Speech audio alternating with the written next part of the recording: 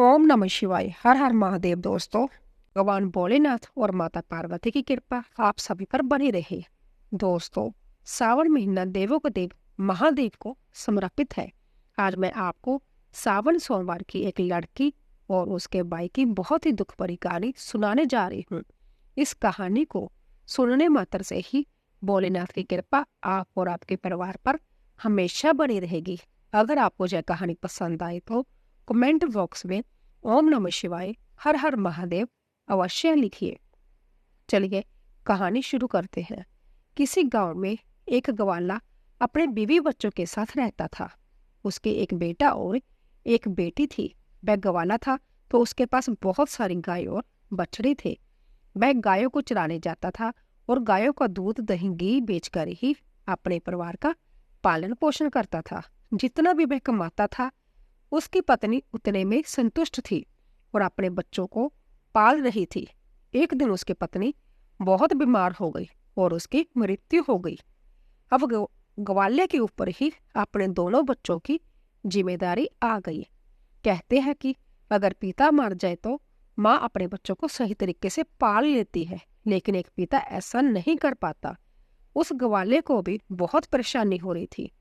वह गाय चराने जाता तो अपने बच्चों के लिए भोजन तैयार नहीं कर पाता था। बच्चे अभी छोटे थे। बेटी 10 साल की थी और बेटा 8 साल का था। कुछ समय ऐसे ही बीत गया। फिर ग्वाले ने बच्चों के पोषण के लिए दूसरी शादी कर ली। ग्वाले की दूसरी पत्नी घर आ गई। वह ग्वाले के बच्चों को बिल्कुल भी पसंद नहीं करती थी, लेकिन ग्वाला अपनी दूसरी पत्नी के साथ खुश रहने लगा। अब ग्वाला अपनी दूसरी पत्नी की ही सारी बातें मानता था। धीरे धीरे समय बीतता गया। बच्चे और बड़े हो गए। लड़का 12 साल का हो जाता है। उसकी दूसरी माँ लड़के को बिल्कुल भी पसंद नहीं करती थी। एक बार वह अपने पति से कहती है कि आप क्यों गाय बछड़े को चराने जाते हो? अब यह लड़का बड़ा हो गया है, अब से गाय बछड़े चराने यह लड़का जाएगा। फिर बेचारा लड़का रोज सुबह जंगल में गाय बछड़े चराने जाता और शाम को वापस आता। इधर लड़की भी बड़ी हो गई थी। वह घर का सारा कामकाज करती और खाना बनाती। अपने भाई को अपने हाथों से खाना खिलाती। वह लड़की भगवान शिव की बहुत बड़ी भक्त थी। वह भगवान शिव का रोज पूजा पाठ करती थी। वह दोनों भाई बहन एक दूसरे को बहुत प्यार करते थे और दोनों आपस में बातें करते कि पता नहीं हमारे पिताजी को क्या हो गया, वो हम पर बिल्कुल भी ध्यान नहीं देते हैं। जब से हमारी माँ की मृत्यु हुई है, हमारे कितने कष्ट भरे दिन आ गए हैं। तब बहन अपने भाई को समझाती है कि तुम बिल्कुल भी चिंता मत करो, तुम्हारी बड़ी बहन है ना तुम्हारे साथ। यह कहकर वह अपने भाई को सांत्वना देती थे। फिर भाई कहता, दीदी मुझे माँ की बहुत याद आ रही है। अगर आज हमारी माँ होती तो हमें कितने प्यार से खाना खिलाती। दोनों भाई बहन अपनी माँ को याद करके रोने लगे। ऐसे ही दिन बीतते गए। एक दिन लड़का गाय चराने जंगल में गया। जंगल में लड़के को एक शेर मिल गया तो लड़का दौड़कर एक पेड़ पर चढ़ गया। शेर से कहा, शेर भाई तुम मुझे क्यों खाना चाहते हो? तब शेर ने कहा, भाई मैं बहुत भूखा हूँ। अगर तुम चाहते हो कि मैं तुम्हें ना खाऊं तो तुम मुझे एक गाय या बछड़ा दे दो, जिसे खाकर मैं अपनी भूख मिटा सकूं। लड़के ने कहा, भाई मैं अपनी बहन का इकलौता सहारा हूँ। मेरी बहन तो रो रो कर मर जाएगी। मेरे पिता और सौतेली माँ है जो हम दोनों पर बहुत अत्याचार करते हैं। मैं अपनी बहन की उम्मीद नहीं टूटने दे सकता। अगर फिर भी तुम्हें मुझे खाना है या गाय और बछड़े को खाना है तो मैं नहीं दे सकता, क्योंकि इसके लिए मुझे अपने माता पिता से पूछना होगा। तब शेर ने कहा, ठीक है, कल तुम अपने माता पिता से पूछ कर आना। फिर लड़का शाम को अपने घर गया और अपने पिता से कहा, पिताजी आज मुझे जंगल में शेर मिला था। अभी पूरी बात हुई भी नहीं थी कि उसके पिता ने उसे डांट दिया और वह रोने लगा। फिर रोते रोते उसने कहा, पिताजी मैं आपसे कुछ कहना चाहता हूँ, आप मेरी बात तो सुन लीजिए। जैसे लड़के ने अपने पिता को सारी बात बताई कि जंगल में उसे कल एक शेर मिला था, वह मुझे खाएगा या गाय और बछड़े को, यह सब बात उसकी सौतेली माँ सुन रही थी। उसने कहा कि गाय और बछड़ा कम नहीं होने चाहिए, पता है वो कितने कीमती है। उनके दूध से ही तो हमारा घर चलता है और तुम्हारे बिना तो हमारा कुछ नहीं बिगड़ेगा। इसलिए अच्छा है कि शेर तुम्हें ही खा जाए। अब वह बेचारा दुखी मन से अपनी बहन के पास गया। उसकी बहन ने खाना खिलाया और पूछा कि तुम इतने उदास क्यों हो। तब लड़के ने सारी बात अपनी बहन को बता दी। तब उसकी बहन उसे समझाने लगी कि तुम तो मेरी जिंदगी का आधार हो भाई, तुम्हारे बिना तो मैं जीने की सोच भी नहीं सकती। अगर तुम्हें कुछ हो गया तो मैं भी जिंदा नहीं रहूंगी। इसलिए तुम कल जब जंगल को जाना और शेर आए तो उसे एक बछड़ा खाने को दे देना। अगर गाय जिंदा रहेगी तो बछड़ा तो और आ जाएगा। और उसके पिता ने कहा था कि अगर शेर तुझे खा जाएगा तो पुत्र तो और भी हो जाएगा। यह सारी बातें बहन ने सुन ली थी तो बाई ने कहा ठीक है बहन। दूसरे दिन लड़का जंगल में गया तो शेर उसका इंतजार करता मिला। शेर ने कहा कहो तुम अपने माता पिता से क्या आज्ञा लेकर आए हो, जा मैं तुम्हें खाऊं। तब लड़के ने सारी बात शेर को बताई और कहा मेरी बहन ने कहा है कि तुम एक बछड़े को खा लो। फिर शेर बछड़े को लेकर अपनी गुफा की तरफ चल पड़ा और लड़का खुशी खुशी अपनी गाय चराने लगा और शाम को अपने घर आ गया। उसके माता पिता गाय और बछड़े की गिनती करने लगे तो एक बछड़ा कम था। वह समझ गए कि वह बछड़ा लड़का शेर को दे आया। इस बात पर वह दोनों बहुत गुस्सा हो गए और उसे मारने लगे। उसके पिता ने उसे डंडे से इतना मारा कि वह बेहोश होकर गिर पड़ा। उसकी बहन ये सब देख रही थी और उसको बहुत गुस्सा आ रहा था, लेकिन वो कर भी क्या सकती थी। जब उसके माता पिता चले गए तब बहन अपने भाई को उठाकर कमरे में ले गई और उस पर पानी के छींटे मारने लगी। जब वह होश में आ गया तो उसे पानी पिलाया, खाना खिलाया और दोनों भाई बहन बहुत देर तक रोते रहे। फिर बहन ने कहा भाई अब तुम्हारा जहाँ रहना खतरे से खाली नहीं है। मेरे पास माँ की एक निशानी जय अंगूठी है, तुम जय अंगूठी पहन लो और यह घर छोड़कर चले जाओ। अगर तुम जीवित रहोगे तो मुझे उम्मीद रहेगी और हम कभी ना कभी अवश्य मिलेंगे। बाई की समझ में बहन की सारी बातें आ रही थी। उसने कहा बहन तुम ठीक कह रही हो, लेकिन मैं तुम्हें जहाँ अकेले छोड़कर कैसे चला जाऊं। माँ तुम पर भी तो अत्याचार करती है, तुमसे सब काम करवाती है, मारती पीटती भी है। तब बहन ने कहा भाई अगर तुम ठीक रहोगे तो मैं सब सहन कर लूंगी, लेकिन तुम जहां से चले जाओ।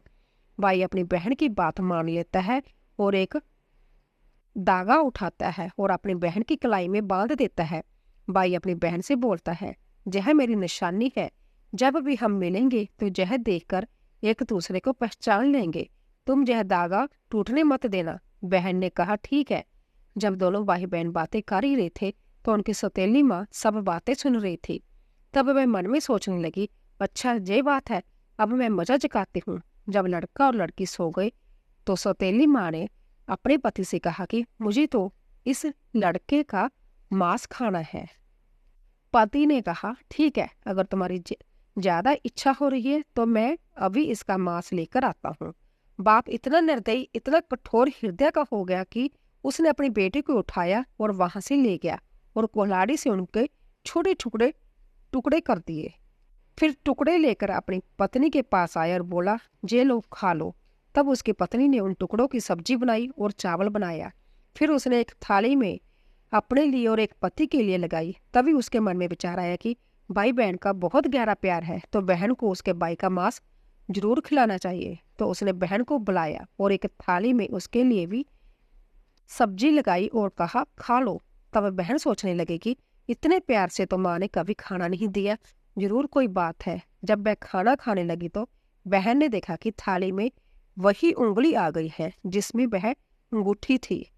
बहन तुरंत समझ गई क्योंकि वह सुबह से अपने भाई को खोज रही थी, लेकिन वह उसे कहीं दिखाई नहीं दे रहा था।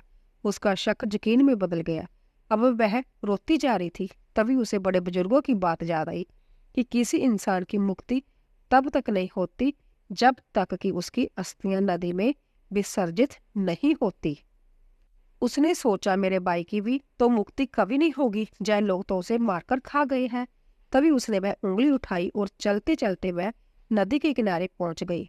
वह उंगली को अपने हाथों में लेकर जोर जोर से रोने लगी। वह भगवान शिव को याद कर रही थी, क्योंकि वह लड़की बहुत धार्मिक थी। वह रोज भगवान शिव की पूजा पाठ किया करती थी, सोमवार का व्रत रखती थी और हमेशा भगवान से यही प्रार्थना करती थी कि हे भगवान, मेरे भाई की रक्षा करना। उस दिन भी वह रोते रोते कह रही थी कि हे भगवान, मेरा एक भाई था, उसे भी आपने ले लिया। भगवान, मेरा इस संसार में कोई नहीं है। माँ को तो पहले ही छीन लिया था, अब मैं किसके लिए जीवित रहूंगी? मैं अब अकेले कैसे रहूंगी? अब मैं भी इस नदी में कूदकर अपनी जान दे दूंगी। फिर उसने वह उंगली उसे नदी में डाली और भगवान से प्रार्थना करने लगी कि हे भगवान, मेरे भाई को मुक्ति देना। वह जहाँ कहीं भी है, उसकी आत्मा को शांति मिले। जैसे ही वो नदी में कूदने वाली होती है, तो उसने देखा कि जो उंगली उसने नदी में डाली है वह तोता बनकर उड़ गई और नदी के पास एक पेड़ था, वह उस पर जाकर बैठ गया। फिर तोते ने कहा, बहन तू क्यों दुखी होती है? मैं तेरा भाई हूँ। बहन, तुमने जब बहुत अच्छा किया जो तुमने जय उंगली नदी में डाल दी। इससे मेरी मुक्ति हो गई और मुझे तोते का जन्म मिल गया। बहन, तुम चिंता मत करो, मैं तोता बनकर भी तुम्हारी हर तरह से मदद करूंगा। हम दोनों आपस में बहुत सारी बातें किया करेंगे। यह देखकर बहन बहुत खुश हुई कि चलो, मेरा भाई मेरे साथ तो है, किसी भी रूप में सही। फिर बहन घर वापस आ गई। सौतेली माँ उसे सारा काम करवाती और बहुत खुश होती। माँ ने मन सोचती कि चलो, अब इसका कोई भाई नहीं है, इसके भाई से तो पीछा छूटा। लेकिन वह लड़की जल्दी से अपना काम पूरा करती और बाज बगीचे में जाती। वहां उसका भाई उसका इंतजार करता रहता था। दोनों भाई बहन खूब बातें करते। वह अपनी बहन को अच्छे अच्छे फल खिलाता। सावन का महीना चल रहा था। लड़की सावन के महीने में पूजा पाठ करती थी। सावन सोमवार का व्रत रखती और पूजा पाठ करने के बहाने ही वह बगीचे में जाती थी। भाई ने बहन से कहा, बहन तुम चिंता मत करना, यदि माँ पिताजी तुम्हें जहाँ न आने दे तो मैं घर के बाहर किसी डाल पर तुम्हें बैठा दिखाई दूंगा। बहन बहुत खुश थी, वह मन से बहुत खुश रहने लगी। रक्षाबंधन का त्योहार आने वाला था, तो भाई ने सोचा मुझे अपनी बहन के लिए कुछ करना चाहिए। वह जहाँ निर्दयी लोगों के साथ रहती है, जो उन्होंने मेरे साथ किया, कहीं मेरी बहन के साथ न कर दे। बाई ने मन में विचार किया कि मुझे उनसे बदला लेना होगा। फिर उसने भगवान से प्रार्थना की, हे भगवान, मेरी बहन की रक्षा करना। तभी वह तोता एक लोहार के पास पहुंच गया। लोहार से तोते ने कहा, पिता ने मारा, माँ ने मरवाया, बहन सरासर रोई थी, मैं हरिल तोता बन उड़ आया। फिर वह लोहार कहने लगा, तुम क्या कह रहे हो? मेरी तो कुछ भी समझ में नहीं आ रहा। फिर उसने वही दोहराया, पिता ने मारा, माँ ने मरवाया, बहन सरासर रोई थी, मैं तोता बन उड़ आया। तोते को बोलता हुआ देखकर उसकी बातें सुनने का मन हुआ। मैं कहने लगा, तोते तुम मुझे खुलकर बताओ, तुम क्या कहना चाहते हो? तब तोते ने सारी बात लोहार को बताई। लोहार तोते की बात सुनकर कहता है, तुम्हारी कहानी तो बहुत ही दुख भरी है। जय सुनकर मुझे रोना आ रहा है। तुम बताओ, तुम मुझसे क्या चाहते हो? अगर तुम चाहो तो मैं तुम्हारे लिए अपनी जान भी दे सकता हूँ। तब तोते ने कहा, मुझे कुछ नहीं चाहिए, बस तुम मेरे लिए एक ऐसी कटार बना दो जो तलवार से भी तेज हो। लोहार ने कहा, ठीक है भाई। फिर उस लोहार ने तोते के लिए एक कटार बनाया। कटार बन गई। तोते ने कहा, इस कटार को मेरे पंखों में छिपा दो। लोहार ने कटार को तोते के पंखों में छुपा दिया। वह तोता वापस पेड़ पर आ गया। उसने अपनी बहन को कुछ नहीं बताया। उसकी बहन उससे मिली, बातें की, साथ में भोजन किया और वह घर वापस चली गई। अगले दिन तोता एक सुनार के पास गया और तोते ने सुनार से भी वही बातें कही। बाप ने मारा, माँ ने मरवाया, बहन सरासर रोई थी, मैं हरिल तोता बन उड़ आया। सुनार ने कहा, तुम क्या कह रहे हो? मुझे कुछ समझ में नहीं आ रहा। वह फिर से वही कहने लगा। सुनार को भी उसकी बातें जानने की इच्छा हुई कि जय क्या कहना चाहता है। सुनार ने तोते से कहा कि तुम मुझे सीधे सीधे बताओ तुम क्या कहना चाहते हो। तोते ने सुनार को भी अपनी सारी बात बता दी। सुनार भी तोता की बात सुनकर बहुत दुखी हुआ। सुनार ने उससे बहुत हमदर्दी हो जाती है और सुनार भी उसकी बातें सुनकर रोने लगता है। फिर सुनार कहता है, बताओ मैं तुम्हारी क्या मदद कर सकता हूँ। तोते ने कहा कि भाई, रक्षाबंधन आने वाला है, मैं अपनी बहन को सोने के कुछ गहने देना चाहता हूँ, तो तुम मेरी बहन के लिए गहने बना दो। तोते की बात सुनकर सुनार ने कहा, बस इतनी सी बात, बताओ क्या क्या बनाना है। फिर सुनार ने उसकी बहन के लिए कुछ गहने बना दिए। तो तोते ने उसे बहुत धन्यवाद दिया और कहा, भाई तुम यह गहने मेरी गर्दन में डाल दो। फिर सुनार ने वो गहने उसकी गर्दन में डाल दिए। फिर तोता उड़कर उसी पेड़ पर आ गया जिस पेड़ पर वह रहता था। उस पेड़ के कोटर में वह गहने रख दिए। धीरे धीरे समय बीतता गया। रक्षाबंधन का त्योहार आया। उसकी बहन उसको राखी बांधने आई। दोनों भाई बहन बहुत खुश हुए। तोते ने सारे गहने अपनी बहन को दे दिए। गहने पाकर बहन बहुत खुश हुई। फिर उसने पूछा कि भाई, तुम्हारे पास ये गहने कहाँ से आए। तोते ने कहा, मेरा एक सुनार दोस्त है, उसने मुझे बनाकर दिए हैं। फिर बहन खुशी खुशी घर चली गई। जब सौतेली माँ ने उसे गहने पहने हुए देखा तो वह जल भुन गई और उसे मारते हुए बोली, ये गहने तू कहाँ से चोरी करके लाई है। तब उसने कहा, माँ, मैंने ये गहने चुराए नहीं है, यह तो मेरे भाई ने मुझे दिए हैं, जो एक तोता है। वह सौतेली माँ को पूरी बात नहीं बताती कि उसका भाई ही तोता बन गया है। उसने कहा, एक तोता है, वह मुझसे बातें करता है और मैंने उसे अपना भाई बना लिया है, उसी ने मुझे जो गहने दिए हैं। तब सौतेली माँ सोचने लगती है कि ऐसा कौन सा तोता है जो इसका भाई बन गया है। जैसे तैसे तो एक भाई से पीछा छुड़ाया था, अब यह दूसरा भाई कहाँ से आ गया। फिर दूसरे दिन उसकी माँ उस तोते को ढूंढ रही जंगल में जाती है। तभी उसे तोता दिखाई पड़ता है। वह तोते को पकड़ने के लिए कोशिश करती है, लेकिन तोता उसके हाथ में नहीं आता। थक हार कर वह बैठ जाती है। कुछ देर बाद फिर तोता को पकड़ने की कोशिश करती है, लेकिन तोता उसकी पकड़ में नहीं आता। वह सोचती है कि कैसे भी मैं करके इसे पकड़ लूं और इसे मार दूं। इसे ज्यादा भाई बनने का शौक है ना। वह सुबह से शाम तक तोते को पकड़ने की कोशिश करती रहती है, लेकिन तोता उसकी पकड़ में नहीं आता। फिर वह थक हार कर घर आ जाती है तो उसका सारा गुस्सा उस लड़की पर निकलता है। वह उसके सारे गहने भी छीन लेती है। अगले दिन लड़की तोते से मिलने जाती है तो तोता कहता है, बहन, जो गहने मैंने तुम्हें दिए थे वह कहाँ है। तब बहन कहती है, भैया, वो गहने तो माँ ने छीन लिए हैं। यह सुनकर तोते को बहुत गुस्सा आता है और वह कहता है, बस अब इनके पाप का घड़ा भर चुका है, अब इनको सजा मिलनी ही चाहिए। फिर वह तोता उस घर के बाहर एक पेड़ की डाल पर बैठ जाता है और इंतजार करता है कि उसके माता पिता कब बाहर निकले। तब वह लड़की बाहर कुछ काम कर रही थी तो उसकी माँ किसी बात पर उसे डांट रही थी और उसे मार रही थी। तभी उसका पिता भी बाहर आ जाता है और लड़की को मारने लगता है।